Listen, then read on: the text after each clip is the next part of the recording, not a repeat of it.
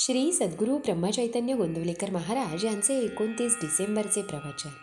मीपणाचे विसर्जन करून सुखदुःखातीत राहावे. भक्ती म्हणजे संलग्न होणे. विषयाकरिता आपण परमेश्वराची प्रार्थना वगैरे केली तर ती विषयाची भक्ती झाली. परमेश्वराची कशी होईल? मीपणा आला की संकल्प उठतात आणि संकल्पनात्मक विषय तेच मनात येतात. मीपणा ठेवून परमेश्वराची पुष्कळ सेवा केली तरी तीत कमीपणा आहे.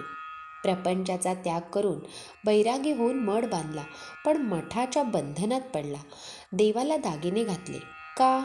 तर त्याचे रूप आपल्याला चांगले दिसावे म्हणून. चांगल्या कृत्यात सुद्धा मीपणा कसा लपून बसलेला असतो बघा. थोडक्यात म्हणजे मीपणाचे विसर्जन केले पाहिजे. साधू करते पण परमेश्वराला देतात. वास्तविक आपण करते आहोत कुठे?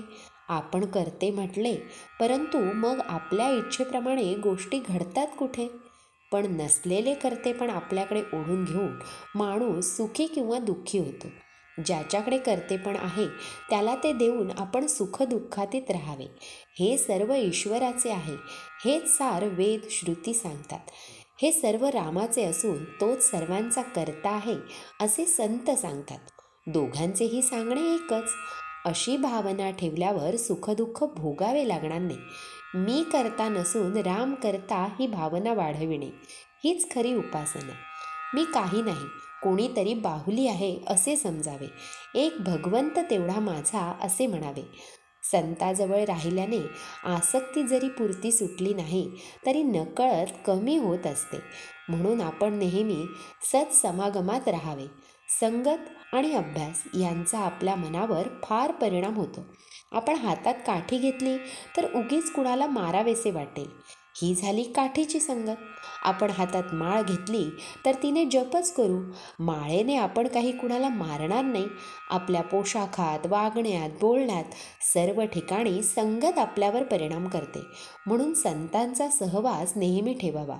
गाय जशी वासरामागून येते तसे संत नामामागून आलेच पाहिजेत. ते नाम घेणाऱ्याला धुंडाळीत येतील आणि त्यांच्या मागोमाग भगवंत अर्थात आला म्हणून समजा. दवाखान्यात गेलेला रोगी जसा डॉक्टराच्या स्वाधीन असतो तसे आपण संतांच्या घरी गेल्यावर त्यांच्या स्वाधीन होतो. म्हणून संतांच्या संगतीत आपण गेलो की आपले कर्तृत्व संपले असे मानले पाहिजे.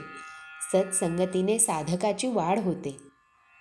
संतांना ओळखण्यासाठी अनुसंधानाशिवाय दुसरे साधन नाही. संतांना भक्तीचे व्यसन असते. ते नेहमी नामात असतात. संत हे भगवंता वाचून दुसरीकडे राहिलेच नाहीत. म्हणूनच ते संत झाले, म्हणजे देवस्वरूप बनले. भगवंताचे नाम सिद्ध करून देणे हाच संतांचा जगावर सर्वात मोठा उपकार होय. प्रापंचिक लोकांना परमार्थाला लावायला संसारी संतच खरा उपयोगी पडतो. श्रीराम समर्थ. सर्व काही रामाचे आहे असे समजणे म्हणजेच सर्वस्व रामास अर्पण करणे आहे. श्री सद्गुरू ब्रह्मचैतन्य गोंदवलेकर महाराज की जय.